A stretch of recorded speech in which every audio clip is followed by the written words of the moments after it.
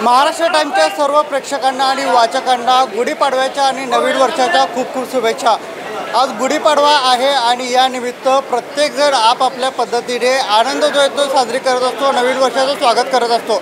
सध्या आपण कोल्हापूरच्या करवीर निवासिनी अंबाबाई मंदिरामध्ये आहोत आणि साधारण आपण सर्व प्रेक्षकांना करवीर निवासिनी अंबाबाईचं दर्शन देण्याचा आपण प्रयत्न जो आहे तो करत आहोत। जे सध्या दृश्य जी पाहत आहे ती थेट अंबाबाईच्या गाभाऱ्यातील आहेत आणि आकर्षक असं अंबाबाईचं रूप जे आहे ते सध्या सर्व प्रेक्षकांना जे आहे ते पाहायला मिळत आहे। खरं तर आज गुढीपाडवा आणि नवीन वर्षानिमित्त अनेक भक्त जे आहेत ते अंबाबाईचे आपापल्या पद्धतीने देवीचं दर्शन घेऊन नवीन वर्षाचं स्वागत करत असतात, देवीचे आशीर्वाद घेत असतात। पुढील नवीन वर्ष सुख समृद्धीचं जावं अशी मनोकामना जे आहे ते अंबाबाई चरणी करत असतात आणि यामुळे आज हजारो भक्त जे आहेत ते अंबाबाई मंदिरामध्ये दाखल झालेले आहेत। माझ्या इथे बाजूला जर पाहिला तर मोठी रांग जी आहे ती भाविकांची पाहायला मिळत आहे।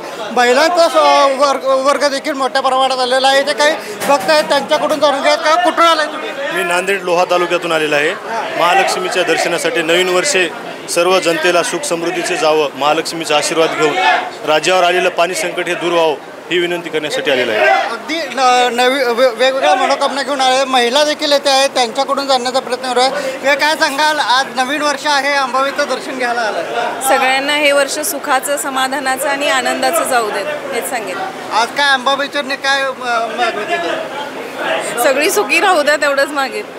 कसं वाटतं एकंदरीत आज अंबाबाईचं दर्शन घेतलेलं आहात, कुठून आलेला आहात? आई अंबाबाई सर्व कोल्हापूरवासियांना सुख समृद्धी लाभो, तसेच पाऊस हा खूप पडावा ही अशी विनंती आहे सगळ्यांना। यंदाचं वर्ष निवडणुकांचं आहे, काय वाटतंय? यंदाच्या वर्षी सर्व कोल्हापूर जिल्ह्यामध्ये निवडणुकीचं वातावरण आहे, त्यामुळे छत्रपती शाहू महाराज हे कोल्हापूरचे अधिपती इलेक्शनसाठी उभारलेले आहेत, तरी सर्व कोल्हापूरकरवासी त्यांना सहकार्य करतील ही अपेक्षा आहे। अगदी वेगवेगळ्या पद्धतीने आपापल्या पक्षातील लोकांच्या विजयाची नांदी जी आहे ते अंबाबाई चरणी करत आहेत आणि यासोबतच वेगवेगळ्या पद्धतीने जल्लोष जो आहे तो साजरी करण्यात येत आहे।